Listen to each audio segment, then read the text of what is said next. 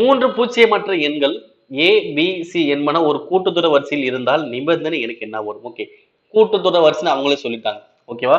So அப்ப என்ன பண்ணலாம்? நம்மளும் ஒரு நம்பர் அசைன் பண்ணி பார்ப்போம். அதன்படி இங்க எந்த சமன்பாடு பொருந்தோ அதை நமக்கு ஆன்சர். ஓகேவா? சோ என்ன பண்ண போறேன்? சிம்பிளாவே இருக்கு. சோ கூட்டுத்தொடர் தானே சொல்றாங்க. அப்போ ஒவ்வொன்றா கொடுக்கணும் நம்ம வச்சுக்கலாம். அப்ப ஏனா 1, பினா 2, சினா 3. ஓகேவா? இப்போ ஃபர்ஸ்ட் ஃபார்மட் எடுங்க. 2b is equal to a plus c. Okay, அப்ப 2 b யோட மதிப்பு எவ்வளோ? 2 a வோட மதிப்பு எவ்வளோ? 1 c யோட மதிப்பு எவ்வளோ? 3. அப்ப 2 2 இருக்குண்ணா 4, 1 3 கூட்டினா 4. சமமா வருதுல. அப்ப எந்த ஃபார்முலா எடுத்தா ஆன்சர் வந்துச்சு? எனக்கு ஆப்ஷன் ஏல எடுக்கும்போது ஆன்சர் வந்துருச்சு. ஓகே, அப்ப எனக்கு என்ன answer? 2b is equal to a plus c தான் எனக்கு சரியான ஆன்சர்.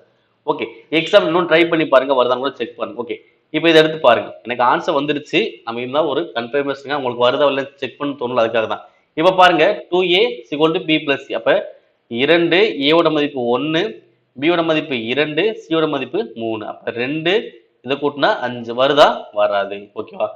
இதே மாதிரி எந்த ஆப்ஷன் போட்டாங்கன்னா அது வராது. ஒரே ஒரு ஆப்ஷன் தான் உங்களுக்கு வரும். என்னது? 2b is equal to a plus b. Okay, நமக்கு ஃபர்ஸ்ட் ஆப்ஷன் இருக்கும்போதே ஆன்சர் வந்துருச்சு. ஓகே.